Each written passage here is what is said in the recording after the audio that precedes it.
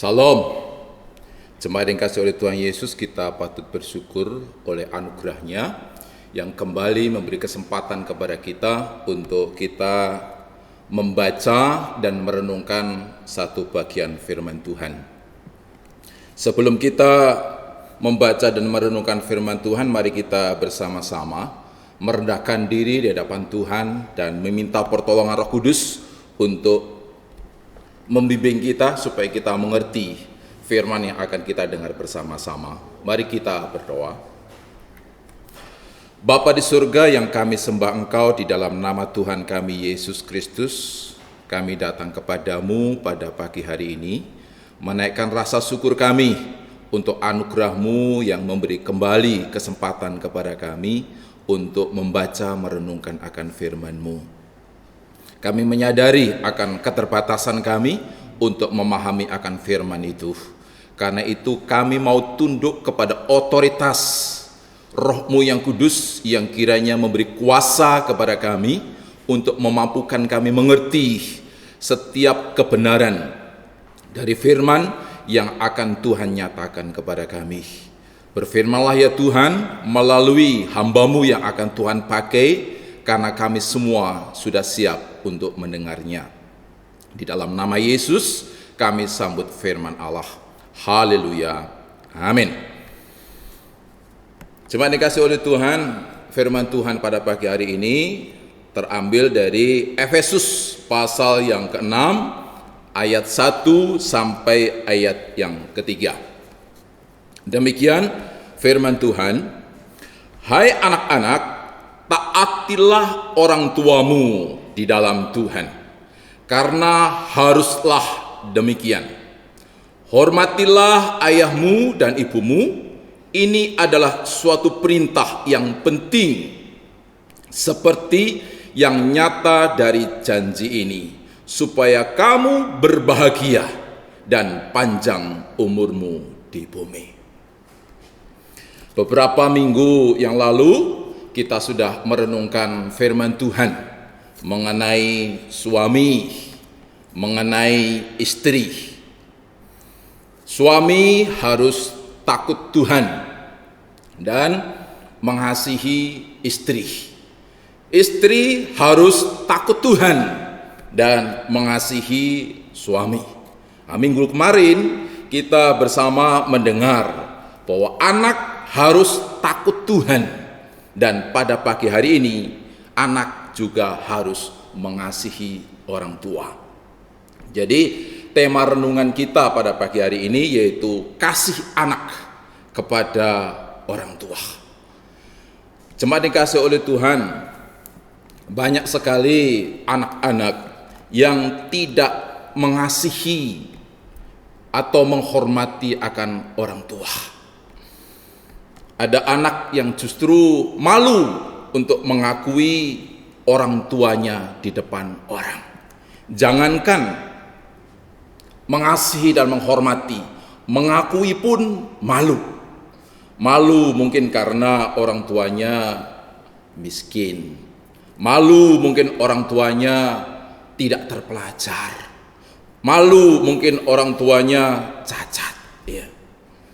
Dan banyak alasan lagi yang seringkali membuat orang malu mengakui akan orang tuanya. Ada juga anak yang menganggap orang tua sebagai beban.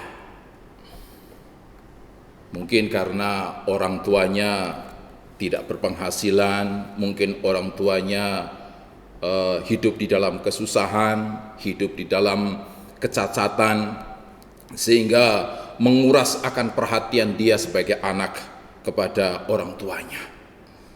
Alhasil yang dilakukan adalah menitipkan kepada panti jompo atau meninggalkan, bahkan menitipkan kepada orang lain. Ada juga anak yang benci kepada orang tua. Kenapa? Karena orang tua dianggap sebagai penghalang untuk dia memperoleh apa yang ia inginkan. Meminta sesuatu kepada orang tua dengan alasan tertentu, orang tua tidak memberikannya. Akhirnya dia menjadi marah, menjadi benci, menganggap orang tua tidak sayang kepada dirinya. Ada juga orang tua yang dijual oleh anaknya. Pergi ke sana kemari cari utangan. Alasannya adalah untuk orang tuanya yang sedang sakit. Tapi ketika sudah mendapat, sepeser pun tidak diberikan kepada orang tua. Semuanya untuk dirinya. Orang tua hanya dipakai untuk mendapatkan belas kasihan dari orang. Apa-apa dilakukan untuk orang tua selagi itu menghasilkan bagi dirinya. Itu namanya menjual orang tua. Ada juga anak yang menjadikan orang tua sebagai pembantu atau budak. Apa-apa dikerjakan oleh orang tua. Ketika mau makan, disiapkan oleh orang tua. Selesai makan, orang tua yang membereskan. Tempat tidur, ya dibereskan oleh orang tua. Mau bepergian, entah sekolah, entah bekerja, orang tua juga yang menyiapkan. Dia duduk manis, seperti tuan atau nyonya. Nah itulah hal-hal yang di dalam kehidupan sehari-hari sering kita temukan. Anak justru memiliki sikap dan tindakan yang tidak hormat, yang tidak mengasihi akan orang tuanya. Nah, kekasih-kekasih Tuhan, kita sebagai orang-orang percaya harus hormat dan mengasihi orang tua kita. Kenapa? Ada beberapa ayat firman Tuhan yang menjadi dasar. Kenapa kita harus menghormati atau mengasihi orang tua kita? Yang pertama, terdapat di dalam pembacaan firman Tuhan kita pada pagi hari ini, Efesus pasal 6 ayat 1 dan yang kedua. Dikatakan di sana, "Hai anak-anak, taatilah orang tuamu di dalam Tuhan, karena haruslah demikian. Hormatilah ayahmu dan ibumu, ini adalah suatu perintah yang penting." Ini adalah suatu perintah yang penting. Kenapa kita menghormati orang tua? Karena ini adalah perintah yang penting. Nah, kenapa disebut penting? Karena ini diperintahkan oleh Tuhan. Seperti ayat firman Tuhan yang menjadi nas pembimbing kita dalam ibadah pagi hari ini dari Ulangan pasal 5 ayat 16. Hormatilah ayahmu dan ibumu seperti yang diperintahkan kepadamu oleh Tuhan Allahmu, supaya lanjut umurmu dan baik keadaanmu di tanah yang diberikan Tuhan Allah kepadamu. Seperti yang diperintahkan kepadamu oleh Tuhan. Jemaat yang dikasihi oleh Tuhan, khususnya anak-anak yang masih tinggal bersama dengan orang tua. Mengasihi dan menghormati orang tua adalah perintah dari Tuhan. Itu bukan perintah orang tua kita. Itu bukan perintah kakek dan nenek kita. Itu bukan perintah dari pejabat-pejabat yang ada di sekitar kita. Ya. Kalaupun mereka menganjurkan akan hal itu karena mereka tahu bahwa mengasihi dan menghormati orang tua adalah perintah dari Tuhan. Itu artinya bahwa ketika kita tidak melakukan perintah ini, kita berurusan dengan Tuhan. Kita bukan hanya menyakiti orang tua, tapi juga sudah menyakiti Tuhan. Jadi, mari kita sungguh-sungguh memperhatikan akan perintah ini. Perintah ini penting, tidak boleh diabaikan, tidak boleh dilalaikan, tidak dilakukan. Hal lain, kenapa perintah ini disebut penting? Karena perintah mengasihi orang tua ini adalah perintah yang pertama dari semua perintah-perintah dalam hal mengasihi sesama. Di dalam 10 hukum atau 10 perintah yang diberikan Tuhan kepada Musa, perintah yang pertama sampai perintah yang keempat itu adalah perintah mengasihi Tuhan.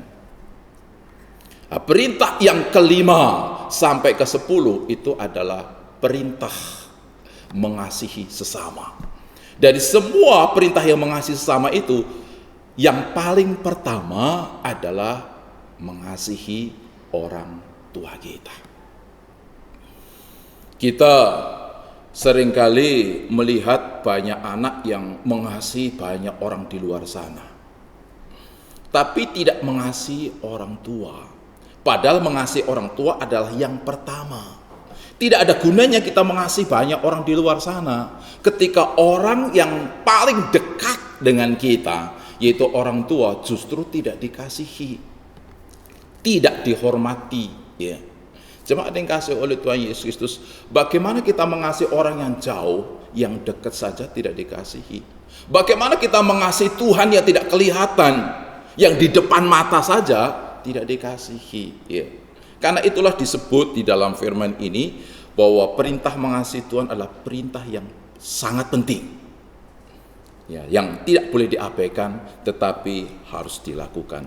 Itulah alasan pertama kenapa kita harus mengasihi orang tua.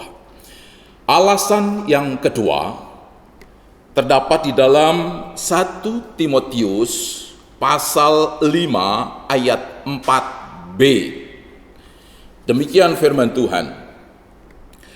Hendaknya mereka itu pertama-tama belajar berbakti kepada kaum keluarganya sendiri dan membalas budi orang tua dan nenek mereka, karena itulah yang berkenan kepada Allah. Dan membalas budi orang tua dan nenek mereka, karena itulah yang berkenan kepada Allah. Menghormati dan mengasihi orang tua adalah bagian dari kita balas budi kebaikan orang tua.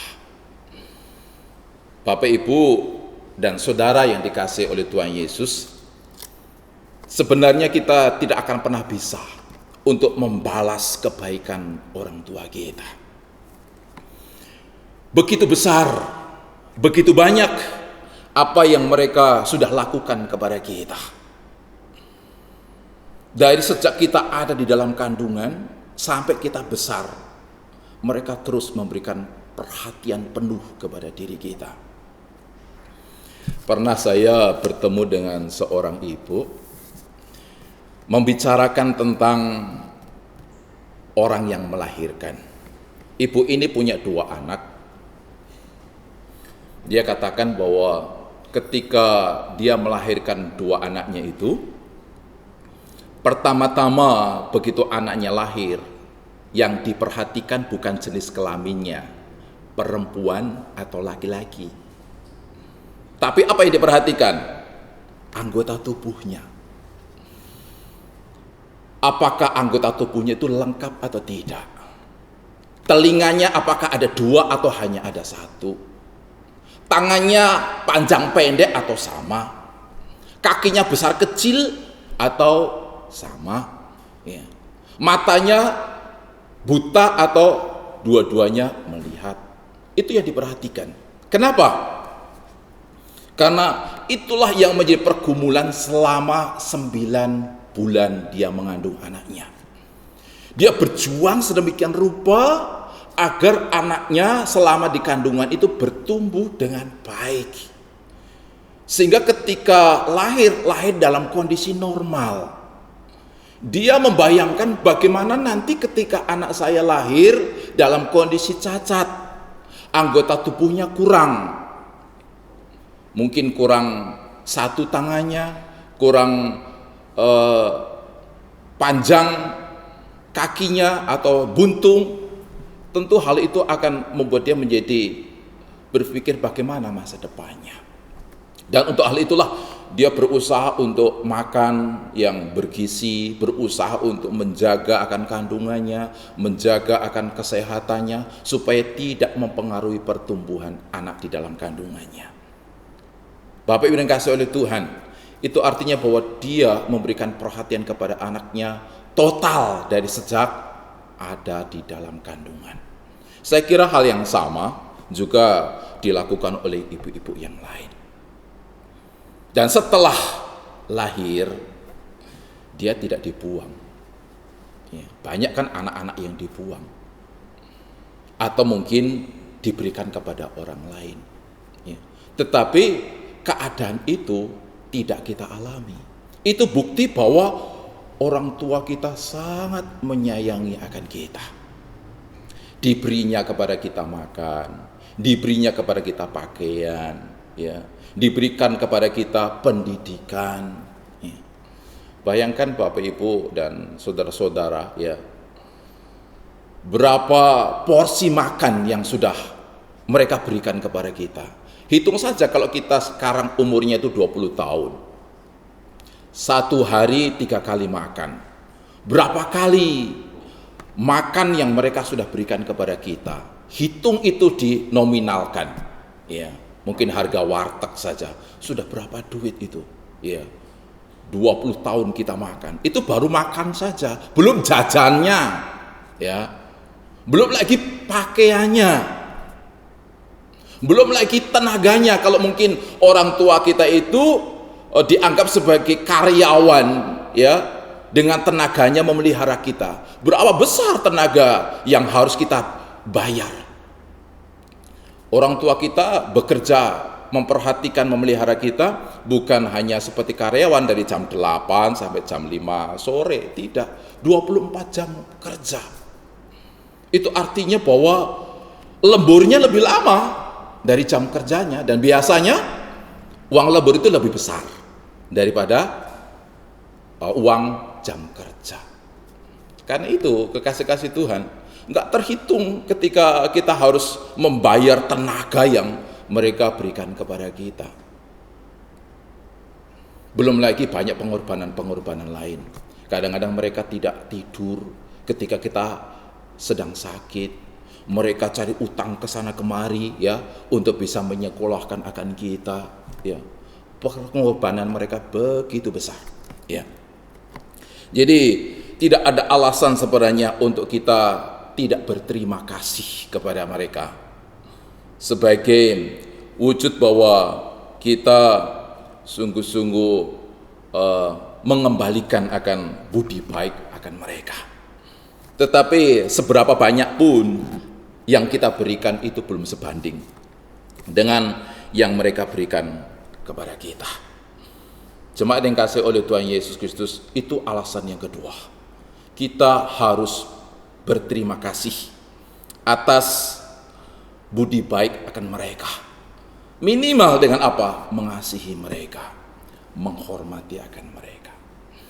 Alasan yang ketiga, kenapa kita harus mengasihi, menghormati akan orang tua? Karena orang tua adalah orang yang ditetapkan oleh Tuhan sebagai pendidik bagi kita. Amsal 1 ayat yang ke-8. Hai anakku, dengarkanlah didikan ayahmu dan jangan menyia-nyiakan ajaran ibumu. Dengarlah didikan ayahmu dan jangan menyia-nyiakan ajaran ibumu. Orang tua adalah orang yang ditetapkan Tuhan sebagai pendidik bagi kita. Siapa yang mengajarin kita berjalan? Orang tua kita. Siapa yang mengajarin kita berbicara? Orang tua kita. Siapa yang mengajarin kita bermain? Orang tua kita. Siapa yang mengajarin kita bekerja di rumah? Orang tua kita. Siapa yang mengajarin kita bisa berhitung, bisa memiliki bahasa yang baik? Siapa yang mengajarin kita sopan santun? Semuanya adalah orang tua. Mereka bekerja keras, banting tulang, tidak kenal waktu, ya, gara-gara mencari biaya supaya kita bisa mendapatkan pendidikan, supaya kita bisa belajar matematika untuk berhitung, supaya kita bisa belajar bahasa Indonesia, supaya kita bisa belajar ilmu pengetahuan alam dan yang lainnya. Semuanya dilakukan oleh orang tua. Ketika didapati oleh pihak sekolah kita belum bayar SPP, siapa yang dikejar-kejar? Bukan kita sebagai anak, tapi orang tua kita. Itu semua dilakukan oleh orang tua karena apa? Rasa tanggung jawab yang dipercayakan oleh Tuhan untuk dia menjadi pendidik bagi anak-anaknya. Karena itu, seperti nasihat firman Tuhan, dengar didikan ayah. Jangan menyia-nyiakan ajaran ibumu. Kenapa? Ada firman yang terdapat di dalam Amsal pasal 15 ayat yang kelima. Demikian firman Tuhan, orang bodoh menolak didikan ayahnya, tapi siapa mengindahkan teguran adalah bijak. Siapa menolak didikan ayahnya bodoh, tapi siapa mengindahkan teguran adalah bijak. Seringkali anak-anak tidak mau ditegur, tidak mau diajar, ya, tidak mau dinasihati. Ya. Kenapa? Ya, dianggaplah orang tua jadul, ya, orang tua tidak modern, orang tua gaptek, ya macam-macam, ya, tidak berpengalaman. Bapak Ibu yang kasih oleh Tuhan Yesus Kristus, seperti apapun keberadaan orang tua, ya, dia jauh lebih berpengalaman daripada kita sebagai anak. Sebelum kita ada di dunia, dia sudah hidup berpuluh tahun.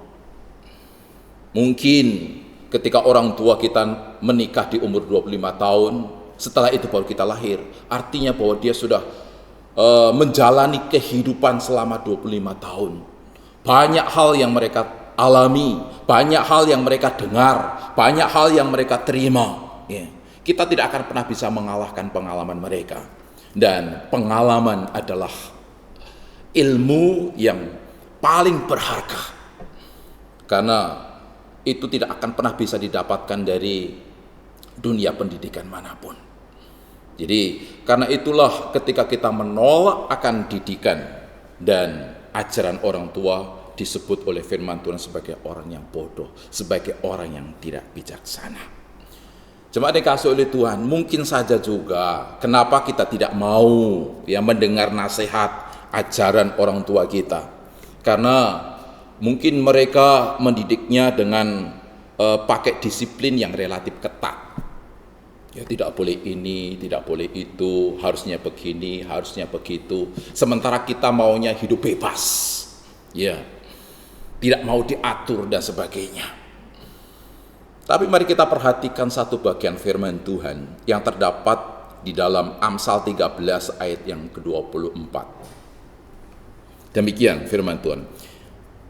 Siapa tidak menggunakan tongkat benci kepada anaknya, tetapi siapa mengasihi anaknya menghajar dia pada waktunya. Saya ulang, siapa tidak menggunakan tongkat benci kepada anaknya, tapi siapa mengasihi anaknya menghajar dia pada waktunya. Tongkat itu adalah lambang pendisiplinan, dan itu bisa dikenakan atau dipakai untuk menghajar sesuai dengan waktunya. Ketika anaknya sangat bandel, susah untuk diajar, tidak mau dinasehati, terus memberontak, disitulah pendisiplinan bisa dikenakan.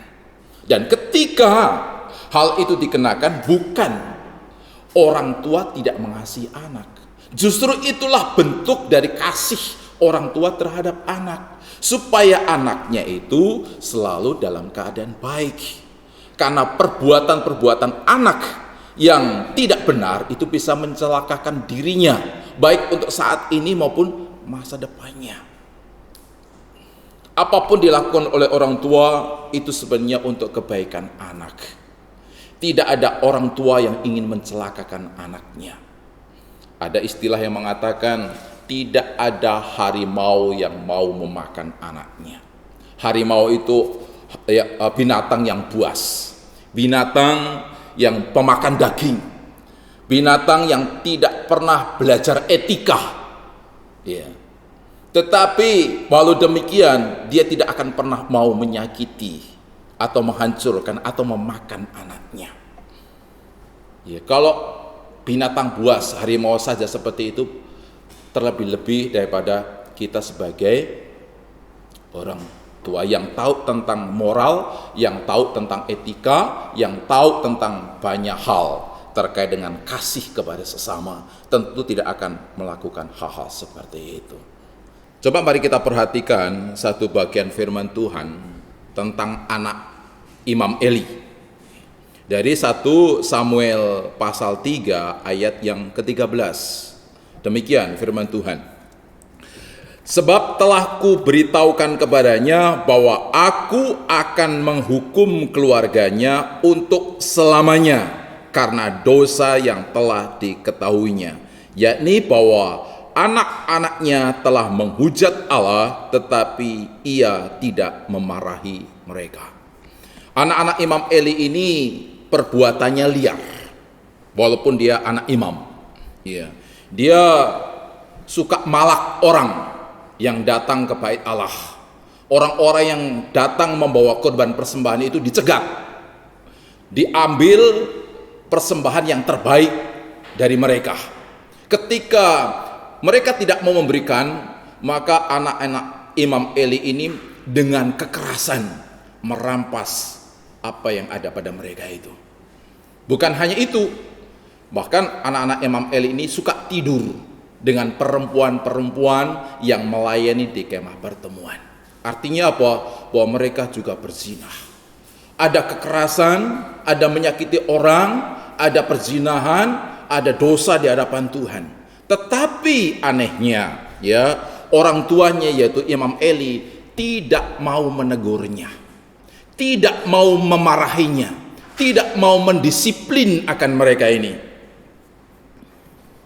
Akhirnya apa yang terjadi? Tuhan tidak berkenan atas kehidupan keluarga Imam Eli gara-gara kelakuan anaknya yang dibiarkan bebas melakukan apapun. Imam Eli merasa tidak berani untuk menegur karena apa? Karena takut menyakiti hati anaknya.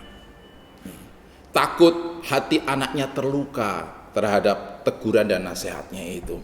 Sehingga dia memanjakan anaknya untuk melakukan apa saja, termasuk hal yang salah, hal yang berdosa pun dibiarkan mereka lakukan. Tapi akibatnya apa? Seperti firman Tuhan yang sudah kita baca tadi, bahwa Tuhan menghukum akan dosa mereka untuk selamanya. Keluarga Imam Eli dalam tanda kutip ya dilenyapkan. Tidak ada lagi keluarga mereka yang mewarisi ya keimaman Imam Eli itu. Imam itu adalah pekerjaan yang mulia, yang terhormat, tetapi kehormatan dan kemuliaan yang ada pada mereka justru diambil. Mereka direndahkan sedemikian rupa. Gara-gara apa? Ya Imam Eli yang tidak tegas, yang tidak pakai tongkat atau kedisiplinan bagi anak-anaknya. Nah, jemaat yang kasih oleh Tuhan Yesus Kristus, kita perlu memperhatikan tentang nasihat Rasul Paulus. Rasul Paulus di dalam firman yang ia sampaikan mengatakan, "Hai anak-anak, taatilah orang tuamu di dalam Tuhan, karena haruslah demikian, hormatilah ayah dan ibumu." Ada dua kata di sana, taati dan hormati. Kalau di dalam perjanjian lama, Ulangan pasal yang ke-5 itu dikatakan di sana, hormati orang tuamu. Ya. Tetapi di dalam Efesus 6 ayat 1 dan kedua itu ya, yang pertama taati, yang kedua hormati. Tetapi lain lagi dengan yang ada di dalam Kolose pasal yang ketiga ayat 20. Hai anak-anakku, taatilah orang tuamu. Hanya kata taat saja. Kenapa tidak pakai menghormati? Kenapa hanya taat saja? Kitab Kolose itu adalah kitab yang berbicara mengenai kristologi, mengenai Kristus dalam hubungannya dengan Bapa, dalam hubungannya dengan kita umat tebusan. Dalam hubungannya dengan Bapa, maka Kristus taat. Apapun yang dikehendaki Bapa, Kristus mentaatinya. Dan Rasul Paulus menghendaki agar ketaatan Kristus kepada Bapa itu menjadi model ketaatan kita kepada Bapak dan Ibu kita. Nah, seringkali kita itu mengaku percaya kepada Yesus, tapi Yesus tidak menjadi model. Yang menjadi model justru mereka, orang-orang lain, anak-anak lain. Bahkan mereka diantaranya yang dijadikan model oleh kita, orang-orang yang belum kenal Kristus. Terlebih-lebih yang seringkali saya dapati, justru yang menjadi model adalah bukan orang-orang yang berprestasi, bukan orang-orang yang perilakunya baik, malah justru yang jadi model adalah mereka anak-anak yang kelakuannya liar, ya, yang tidak tahu sopan santun, ya, yang prestasinya buruk. Ya. Ketika ditegur oleh orang tuanya, dia mengatakan si itu saja, ya, kesana kemari tidak dimarahin, pulang sampai larut malam. Ya. Si itu saja nilainya jelek, ya, masa saya nggak boleh jelek? Ya. Si itu saja suka ya bermain sampai berjam-jam, nggak peduli dengan tanggung jawabnya, nggak apa-apa, masa saya nggak bisa? Jadi modelnya adalah mereka orang-orang seperti itu. Nah, cuma dikasih oleh Tuhan, kita sebagai orang percaya Kristus, harusnya Kristuslah yang menjadi model dalam segala kehidupan kita, termasuk di dalam hubungan kita dengan orang tua. Kristus taat kepada Bapa. Seperti apa Kristus taat kepada Bapa? Itu diberitahukan kepada kita di dalam surat Filipi, ya, pasal yang kedua, ayat yang ke-8. Demikian firman Tuhan. Dan dalam keadaan sebagai manusia, ia telah merendahkan dirinya dan taat sampai mati, bahkan sampai mati di kayu salib. Jemaat yang kasih oleh Tuhan Yesus Kristus, ketika Yesus di Taman Getsemani, dia bergumul sampai mencucurkan keringat darah. Dia antara menerima kehendak Bapa, yaitu menderita di kayu salib, atau menolaknya. Tapi rupanya dia lebih suka untuk taat kepada kehendak Bapa, walaupun harus mengorbankan yang paling berharga di dalam dirinya, yaitu nyawanya sendiri. Itulah model ketaatan Kristus kepada Bapa. Taat walaupun harus mengorbankan apa yang ada padanya. Nah, seringkali kita jauh sekali dari model yang Yesus berikan kepada kita. Kita mengorbankan waktu sedikit saja susah untuk orang tua. Mengorbankan tenaga sedikit saja berat hati. Ya. Mengorbankan kesenangan hobi sebentar saja keberatan. Ya. Kita susah untuk berkorban bagi orang tua demi ketaatan kita kepada mereka, sebagai wujud bahwa kita hormat dan mengasihi akan mereka. Jemaat yang kasih oleh Tuhan Yesus Kristus, mending ketika yang menjadi alasan itu adalah hal-hal yang prinsip, seperti ya tidak bisa menolong atau membantu orang tua karena sedang mengerjakan tugas sekolah yang memang mendesak, tidak bisa tidak dilakukan. Atau mungkin karena harus pergi untuk bekerja, yang dimana pekerjaan itu pun tidak bisa ditunda lagi. Ya. Itu hal-hal prinsip. Tapi kadang-kadang ada yang tidak mau taat sama orang tua hanya masalah apa? Dia sedang asik main game. Ya. Tidak mau diganggu. Ketika diganggu sedikit marah-marah.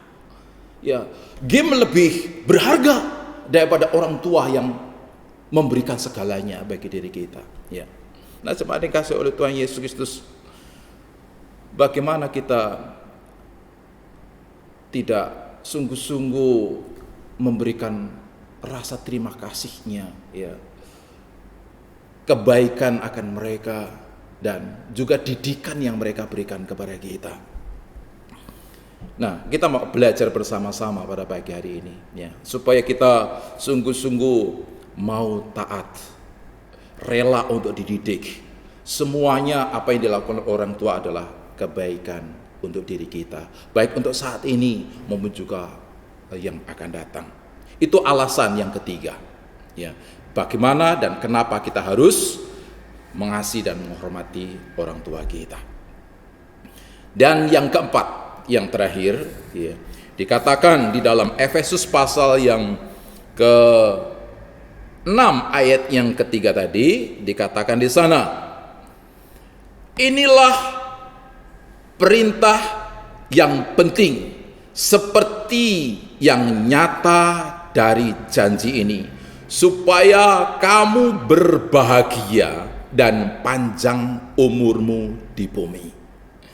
Jadi di balik perintah menghormati dan mengasihi orang tua itu ternyata ada janji dari Tuhan. Tuhan akan membuat kita berbahagia dan panjang umur. Siapa yang tidak ingin bahagia?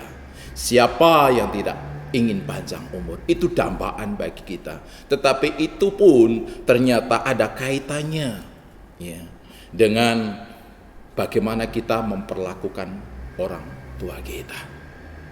Kata bahagia di dalam bahasa asli Alkitab, yaitu bahasa Yunani, disebutkan di sana yaitu eu, ya, yaitu suatu kata yang menjelaskan tentang kehidupan yang selalu berhasil dan makmur. Eu itu artinya kata yang menjelaskan tentang kehidupan yang berhubungan dengan keberhasilan dan kemakmuran. Artinya kebahagiaan kita itu karena dibuat oleh Tuhan selalu berhasil, selalu makmur. Makmur ini bicara mengenai berkat jasmani. Jadi keberhasilan dan berkat jasmani akan Tuhan nyatakan kepada kita ketika kita melakukan perintah Tuhan, yaitu apa? Menghormati dan mengasihi orang tua kita. Mungkin hal itu akan lebih mudah untuk kita pahami ketika kita bandingkan dengan ayat yang lain di dalam Amsal 20 ayat yang ke-20. Siapa mengutuki ayah dan ibunya, pelitanya akan padam pada waktu gelap. Siapa mengutuki ayah atau ibunya, pelitanya akan padam pada waktu gelap. Dalam terjemahan sehari-hari, orang yang mengutuk orang tuanya, hidupnya akan lenyap seperti lampu yang padam di malam yang gelap.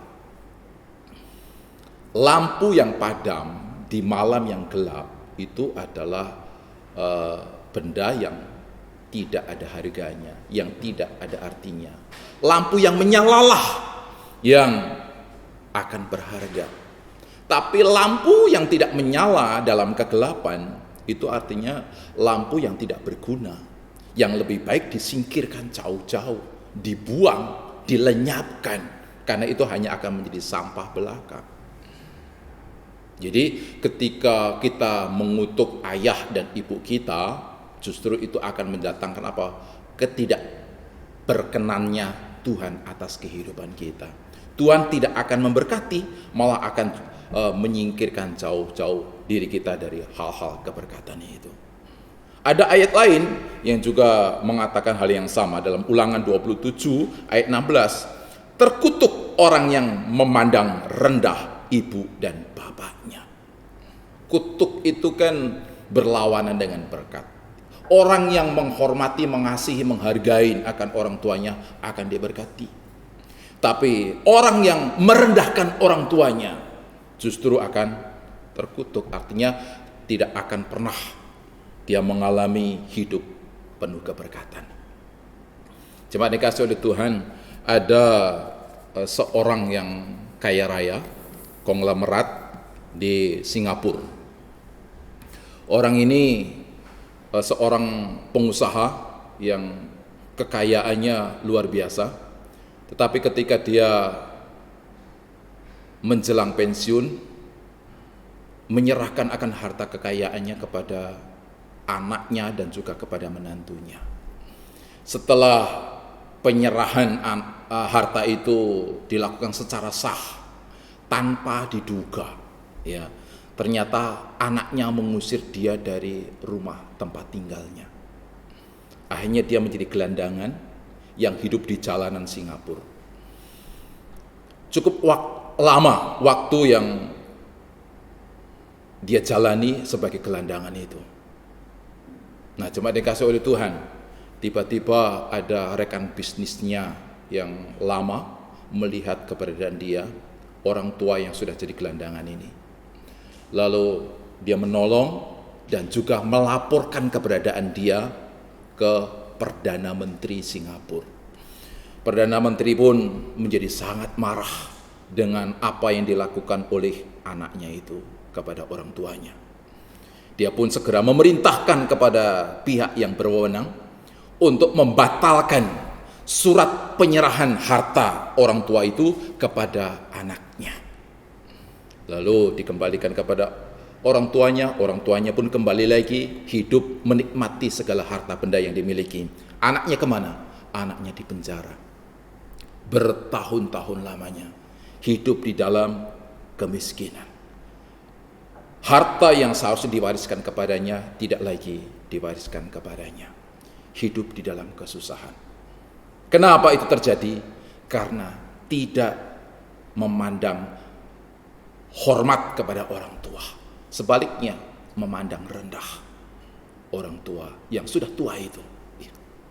Jadi jemaat yang kasih oleh Tuhan Yesus, saya kira ini menjadi pelajaran penting bagi kita untuk kita menaruh hormat, mengasihi dengan sungguh-sungguh akan orang tua kita. Terlebih ketika mereka masih ada bersama dengan kita, ya. Kita kasih mereka, kita hormati akan mereka. Jangan nanti melakukan itu setelah mereka tidak ada lagi bersama dengan kita, tapi sudah bersama dengan Bapa. Kita pergi ke kuburan, nangis-nangis, merengek-rengek, ya, menyesali, nggak ada gunanya itu semua, ya. Jadi semasa mereka ada pada kita, mari kita kasihi akan mereka, hormati akan mereka, ya. Siapapun akan mereka, apakah mereka adalah orang terpelajar, apakah mereka orang kaya atau miskin, ya, atau apa mereka orang cacat, orang yang sempurna, siapapun mereka adalah orang yang dipakai Tuhan untuk menghadirkan kita di dunia ini dan bahkan membesarkannya. Ya, siapa memandang rendah mereka, Tuhan pun akan merendahkan mereka. Siapa menghormati mereka, orang tua kita, Tuhan pun akan mengangkat dan menghormati kita. Ingat firman Tuhan juga ada prinsip tabur tuai. Siapa yang menabur, dia akan menuai.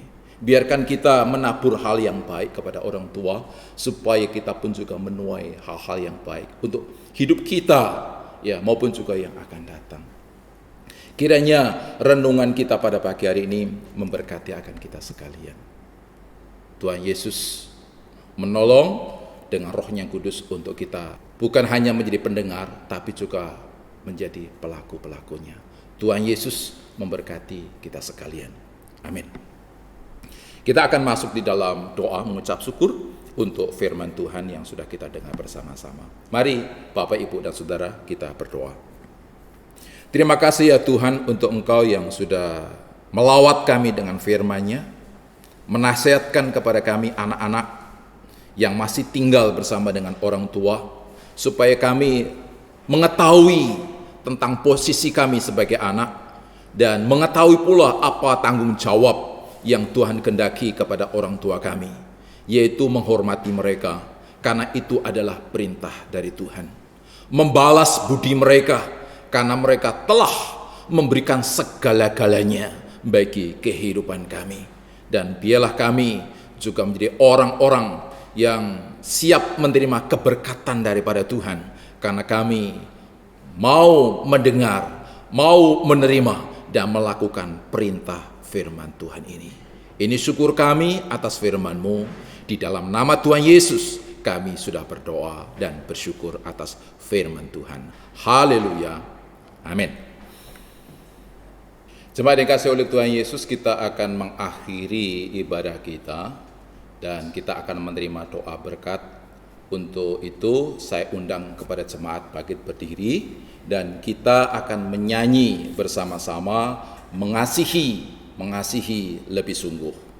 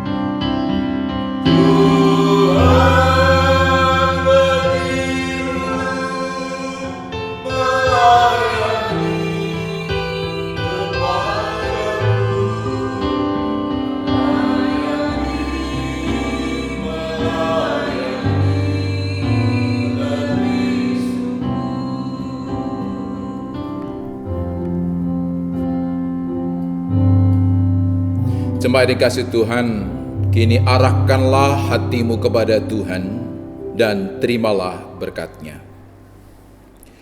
Kiranya pengasihan yang berlimpah dari Allah Bapa kita di surga, damai sejahtera oleh anugerah pengampunan, dan kepastian keselamatan dari Sang Gembala Agung Tuhan kita Yesus Kristus, kekuatan penghiburan serta penyertaan Roh-Nya yang kudus, memberkati kita sekalian dari siang hari ini lagi hingga Maranatha Yesus Kristus datang kembali. Amin.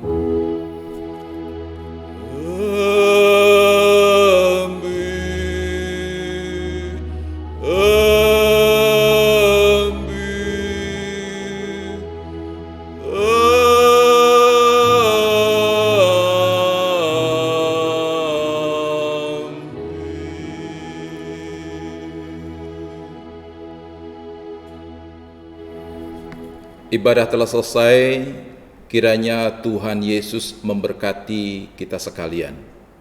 Amin.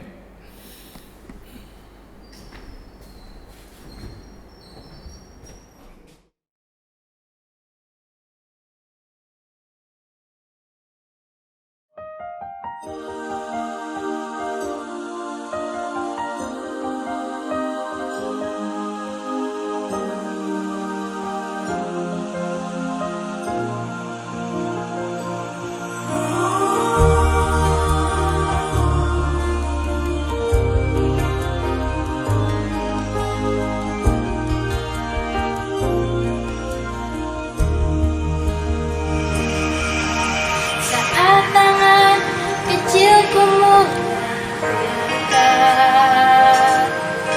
dan mata ini memandang dunia, ku rasakan belayan kasih tiada batasnya, diiringi tawa penuh cinta.